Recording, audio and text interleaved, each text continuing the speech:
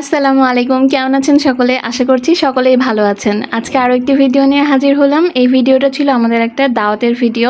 তো আমার পরিবারের আমরা সকলে মিলে আমরা একটি দাওয়াতে গিয়েছিলাম। সেটা দাওয়াতটা হোস্ট করেছিলাম আমার শ্বশুর আব্বার ফুপু।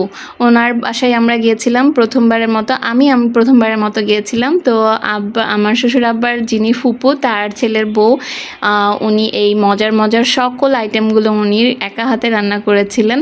আর এই আইটেমগুলো দেখে আপনারা গেস করতে পারছেন যে কতটা টেস্টি হয়েছে, কারণ প্রত্যেকটা রান্নার চেহারাই বলে দিচ্ছে যে রান্নাগুলো কতটা টেস্টি ছিল।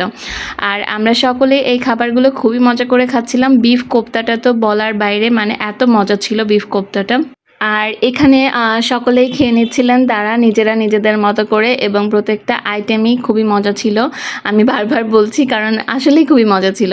আর এখানে চলে আসলাম ডেজার্টের সেকশানে খাওয়ার শেষেই। তো এখানে এসে দেখলাম যে অনেক মজাদার ডেজার্ট উনি রান্না করেছেন। নবাবী সেমাই, তারপরে এগ পুডিং, তারপরে এখানে রয়েছে আপনার মালাই কেক, আর এছাড়া রয়েছে শুকনা সেমাই আর মিষ্টি। এই সমস্ত কিছু আমরা খুবই মজা করে খেলাম। আর এই যে নবাবী সেমাইটাও আমি আপনাদেরকে দেখাচ্ছিলাম, দেখুন কত সুন্দর করে উনি প্রেজেন্ট করেছেন।